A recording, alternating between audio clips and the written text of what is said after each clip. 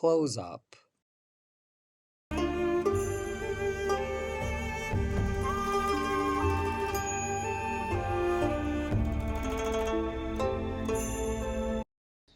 Let us start learning it step by step.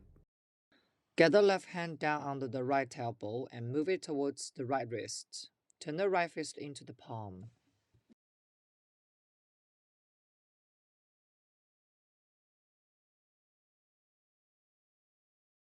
Move hands apart to shoulder width and pull them back. Meanwhile, stand back and shift weight to the right leg, with the left tiptoes up. Push forward hands in a downward upward forward curve and shift the weight to the left leg.